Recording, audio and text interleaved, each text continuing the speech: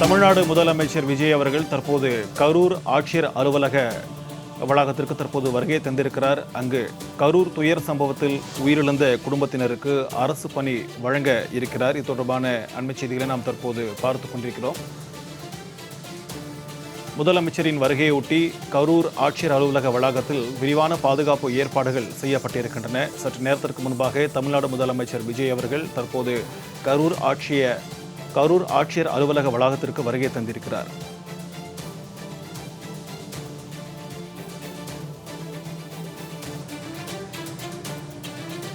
இது தொடர்பான கூடுதல் விவரங்களுடன் நம்முடன் நேரலையில் நமது செய்தியாளர் சல்மான் இணைகிறார். அவருடன் பேசலாம். வணக்கம் சல்மான். தற்போது கரூர் ஆட்சியர் அலுவலகத்திற்கு தற்போது தமிழ்நாடு முதலமைச்சர் விஜய் வருகை தந்திருக்கிறார். அவருடைய அடுத்தடுத்த நிகழ்ச்சி நிரல்கள் என்ன? இது குறித்தான விரிவான தகவல்.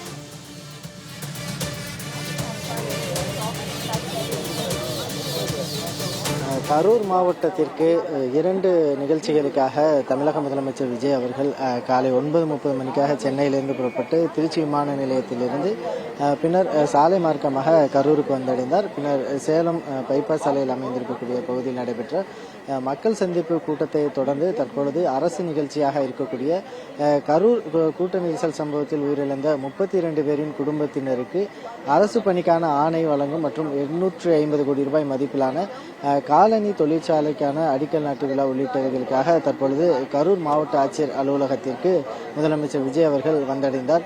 ஏற்கனவே முன்னதாக அவர் அந்த கரூர் மாவட்ட ஆட்சியர் அலுவலகத்திற்கு வருவதற்கு முன்பாகவே கரூர் மாநகர் பகுதிக்கு ஒரு 10 கிலோமீட்டர் தூரத்திற்கு ரோட் ஷோ நடத்திய போது அந்த பகுதி முழுவதுமாக பல்லாயிரக்கணக்கான பொதுமக்கள், தாவேக தொண்டர்கள் என உற்சாகமான வரவேற்பு அளித்தார்கள். இந்த நிலையில்தான் சரியாக ஒரு 2 மணி அளவிற்காக மாவட்ட ஆட்சியர் அலுவலகத்திற்கு அருகே இருக்கக்கூடிய அரசினர் விருந்தினர் மாளிகைக்கு சென்று அங்கு மதிய உணவு எடுத்துக்கொண்ட பின்பாக தற்பொழுது அதன் அருகிலே இருக்கக்கூடிய மாவட்ட ஆட்சியர் அலுவலகத்தில் நடைபெறக்கூடிய அரசு நிகழ்ச்சியில் பங்கேற்பதற்காக தமிழக முதலமைச்சர் விஜய் அவர்கள் வந்தடைந்தார். வரும் வழிநெடுகிலுமே ஏராளமான பொதுமக்களும் தொண்டர்களும் உற்சாகமான வரவேற்பு அளித்ததோடு அவர்களிடம் பல்வேறு மனுக்களை முதலமைச்சரை சந்தித்து அவர்கள் கொடுத்தார்கள். தற்பொழுது கரூர் மாவட்ட ஆட்சியர் அலுவலகத்துக்கு வருகிற இந்த முதலமைச்சர் விஜய் அவர்களுக்கு அமைச்சர்கள் கீர்த்தனா மற்றும் விஜயலட்சுமி ஆகியோர் பூங்கொத்து கொடுத்து வரவேற்றார்கள். அதனைத் தொடர்ந்தாக அமைச்சர் ஆதவ் அர்ஜுனா, அருண்ராஜ், அதேபோன்று செங்கோட்டையன் உள்ளிட்டோரும் முன்னாள் அமைச்சராக இருக்கக்கூடிய CV விஜயபாஸ்கர் என கரூர் விஜயபாஸ்கர் ஆகியோரும் கரூர் நாடாளுமன்ற உறுப்பினராக இருக்கக்கூடிய ஜோதிமணி உள்ளிட்டோரும் வருகை தந்திருக்கிறார்கள். தொடர்ச்சியாக உள்ளே நிகழ்ச்சியை பொறுத்த மட்டிலும் அந்த கூட்ட நெரிசலில் உயிரிழந்த 32 பேரின் குடும்பத்திற்கு அவர்களுடைய கல்வி தகுதிக்கு ஏற்ப பல்வேறு துறை வாரியான, அதாவது சுகாதாரத்துறை, தொழில்துறை, அதேபோன்று பொதுப்பணித்துறை என அவர்களுடைய கல்விக்கு ஏற்றார் போல அவர்களுக்கான வருவாய்த்துறை என அனைத்து துறைகளின் கீழான அந்த பணி ஆணைகளானது வழங்கப்பட்டு வருகிறது. ஏற்கனவே இவர்களை பொறுத்த மட்டும் அந்த 32 பேரும் அவர்களுடைய கல்வி தகுதிக்கு ஏற்றார் போல உரிய சான்றிதழ்கள் பெறப்பட்டு அவர்களுக்கான அந்த ஆணையானது வழங்கப்பட உள்ளது. அதனை முதலமைச்சர் விஜய் அவர்கள் வழங்குவதற்கான ஏற்பாடுகளும் செய்யப்பட்டுள்ளது. அதே வேளையில் 850 கோடி ரூபாய் மதிப்பீட்டில் கரூர் பகுதியில் அந்த காலனி தயாரிக்கும், அதாவது லெதர் அல்லாத காலனி தயாரிக்கும் தொழிற்சாலைகளை தொடக்க விழாவானது அதனை அடிக்கல் நாட்டக்கூடிய அந்த நிகழ்வுக்கு தொழில்துறையினரும் கூட வந்திருக்கிறார்கள். அந்த நிகழ்விற்காக வந்திருக்கக்கூடிய நிலையில் கரூர் மாவட்ட ஆட்சியர் அலுவலகம் முழுவதிலும் காவல்துறையினர் கட்டுப்பாட்டில் கொண்டு வரப்பட்டிருக்கிறது. 1000க்கும் மேற்பட்ட காவல்துறையினர் தொடர்ந்து பாதுகாப்பு பணிகளில் ஈடுபட்டு வருகிறார்கள். முதலமைச்சர் அவர்கள் கரூர் மாவட்ட ஆட்சியர் அலுவலகத்திற்கு இதுபோன்ற அரசு நிகழ்ச்சிக்காக வருகை தந்தபோது அங்கு மாவட்ட ஆட்சியர் அலுவலகத்தில் பணிபுரிந்த ஏராளமான அரசு ஊழியர்களும், அதே மாவட்ட ஆட்சியர் ஊழியர்கள், பணியாளர்கள், தோட்ட பணியாளர்கள் என அனைத்து தரப்பினருமே வந்து அவருக்கு உற்சாகமான வரவேற்பு அளித்து அவர்களை முதலமைச்சர் என அழைத்து அவரை பார்க்க வைத்தார்கள். அவரும் ஒவ்வொருவரையும் பார்த்து கையசைத்தபடி பின்னர் தற்பொழுது அந்த அரசு நிகழ்ச்சிக்கு உள்ளே சென்றிருக்கிறார். இந்த நிகழ்ச்சியை பொறுத்த மட்டிலும் சரியாக ஒரு 30 முதல் 40 நிமிடம் வரைக்குமாக நடைபெறும். அதேபோன்று ஏனென்றால் அந்த அடிக்கல் நாட்டு விழா, அந்த காலனி தொழிற்சாலை அடிக்கல் நாட்டு விழா என்பது அந்த தொழிற்சாலை ஒரு 13,000 பேருக்கு மேற்பட்டோருக்கு வேலைவாய்ப்பு வழங்கக்கூடிய தொழிற்சாலை. அது என்ன மாதிரியான அந்த கட்டமைப்புகளுடன் செயல்பட உள்ளது, அந்த தொழிற்சாலை மூலமாக எவ்வளவு பேர் பயன்பெற உள்ளார்கள் என்பது குறித்தான அந்த வீடியோ உள்ளிட்டவைகள் எல்லாம் பிளே செய்யப்படும்.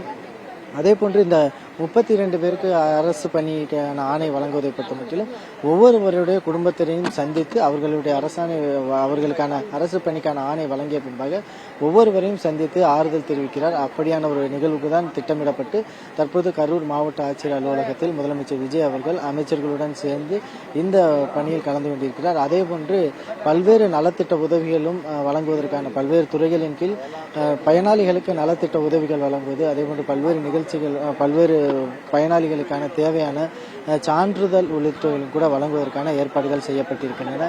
தொடர்ச்சியாக கரூரில் ஏற்கனவே காலை மக்கள் சந்திப்பு முடிவடைத்துவிட்டு தற்பொழுது அரசு நிகழ்ச்சியாக இருக்கக்கூடிய 32 பயனாளிகளுக்கு 32 குடும்பத்தினருக்கு அரசு பணி ஆணை வழங்கக்கூடிய அந்த நிகழ்வானது நடைபெற்று வரக்கூடிய நிலையில் காவல்துறையினரும் பலத்த பாதுகாப்பு பணியில் ஈடுபட்டுள்ளனர்.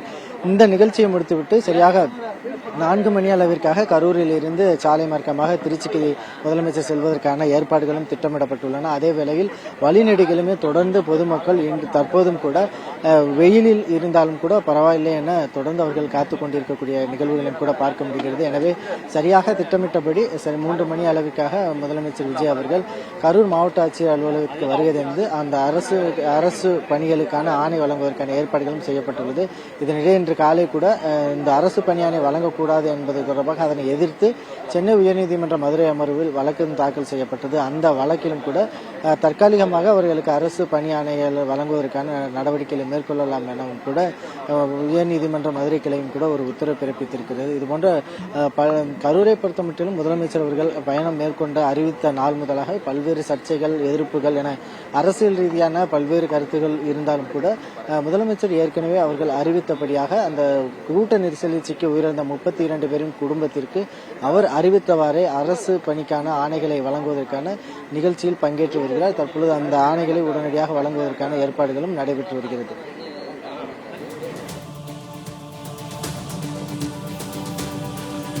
நேரலில் உங்களுடைய விரிவான தகவல்களை பதிவு செய்தமைக்காக நன்றி சல்மான்.